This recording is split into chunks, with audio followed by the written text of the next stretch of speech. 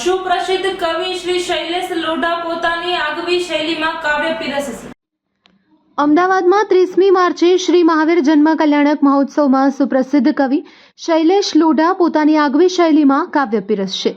ભારત વર્ષીય તીર્થક્ષેત્ર કમિટી ગુજરાત દ્વારા આગામી 30 માર્ચના રોજ અમદાવાદના આંગણે મહાવીર જન્મ કલ્યાણક મહોત્સવની અત્યંત ભવ્ય અને દિવ્ય ઉજવણી કરવામાં આવનાર છે। આ અંગે અધ્યક્ષ પારસ જૈન, ઉપાધ્યક્ષ રાજેશ શાહ, મહામંત્રી ઋષભ જૈન, સંયોજક નરેશભાઈ શાહ તેમજ રતનભાઈ પાટની ઉપસ્થિત રહી મહોત્સવની રૂપરેખા આપી હતી। આ પ્રસંગે શિરોમણી સંરક્ષક સૌભાગ મલજી કટારિયાએ પણ ખાસ માહિતી આપી હતી।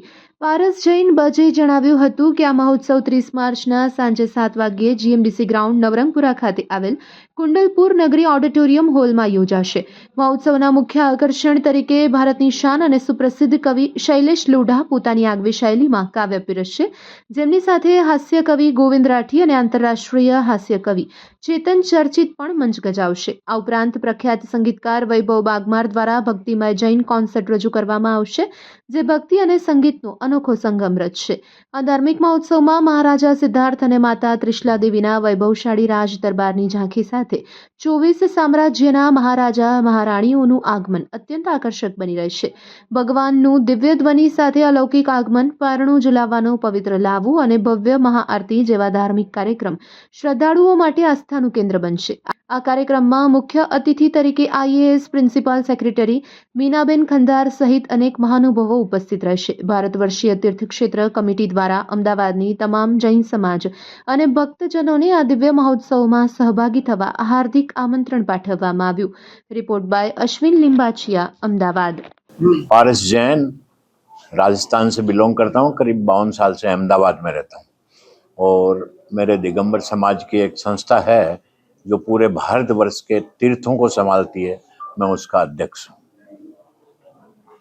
ऐसे स्वीकृति तो हमें अभी मोना बहन और 2-4 IRS ऑफिसर्स की मिली है, क्योंकि अगले ही दिन हमारे यशस्वी प्रधानमंत्री जी पधार रहे हैं, तो उसकी वजह से उनका बहुत बिजी शेड्यूल है, तो श्योर नहीं कह सकते हैं कि आएंगे। नहीं तो मुख्यमंत्री जी की भी उम्मीद करते हैं, गृह मंत्री जी की भी उम्मीद करते हैं, लेकिन उन्होंने भी थोड़ा डाउटफुल बताया है कि आ सकते हैं और नहीं भी आ सकते। महोत्सव जो हमारे जैनियों के लिए एक सबसे बड़ा पर्व कह सकते हैं इसको, और उसको उसकी यादें, उनका जन्म जो क्या सीन था उस टाइम, हमारे धर्म के मुताबिक कहा जाता है कि देवलोक से सारे देवलोक धरती पे उस दिन वहाँ उपस्थित हुए थे जब उनका जन्म हुआ था।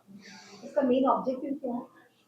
ये एक अलग जीव है जो ये माना जाता है कि उसका अंतिम जन्म होगा, और हमारे धर्म के हिसाब से यहाँ अवतारवाद नहीं होता है, हमारे यहाँ मोक्षवाद होता है कि भाई अब ये जीव वापिस पुनर्जन्म नहीं लेगा, एक जगह सिद्ध शिला जिसको कहते हैं वहाँ जाके स्थिर हो जाता है। પ્રેસિડેન્ટ સ્વર્ણિમ સ્ટાર્ટઅપ યુનિવર્સિટી અને તીર્થક્ષેત્ર કમિટીનો મહામંત્રી ગુજરાતના આ એક વિશેષ આયોજન છે ભગવાન મહાવીરના જન્મોત્સવનું। ભગવાન મહાવીરના જન્મ કલ્યાણકમાં ભગવાનનો જન્મ થશે, ભગવાનનો રાજ દરબાર લાગશે। 25 મહારાજાઓ પોતાના સામ્રાજ્ય, પોતાની ઇન્દ્રાણી સાથે ત્યાં પધારશે, મહારાણી સાથે। વિશેષ કાર્યક્રમ જે કરવામાં આવશે એ આ જે યુદ્ધનું આ જે માહોલ છે કે ચારે બાજુ હાહાકાર છે, એને શાંતિ માટે એક વિશેષ મંત્રોચ્ચાર થશે, આકાશવાણી થશે, દિવ્ય ધ્વનિ થશે અને પછી ભગવાનનો જન્મ થશે।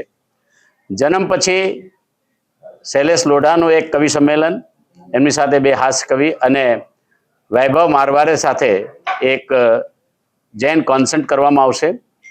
પછી એક વિમોચન છે જે અમારા દિગંબર જૈન સમાજનો એક વિશિષ્ટ ગ્રંથનું વિમોચન છે। સૌથી મહત્વનું આનો જે ઉદ્દેશ છે કાર્યક્રમનો કે અહિંસા પરમો ધર્મ, વિશ્વમાં શાંતિ થાય, અને ભારત સરકાર અને ગુજરાત સરકાર એવો પ્રયાસ કરે કે જૈન સમાજ દ્વારા એમનું નિવેદન કરવામાં આવશે કે તેઓ આ શાંતિ માટે કરે। આર્થિક રીતે બી દિગંબર જૈન સમાજ એમની સાથે છે। સૌ વખત આવા કોઈ પણ કાર્ય જ્યારે થશે તો દિગંબર જૈન સમાજ સરકાર સાથે રહેશે અને માનવતાને માટે સદૈવ હાજર રહેશે, એવો અમારો કાર્યક્રમ છે।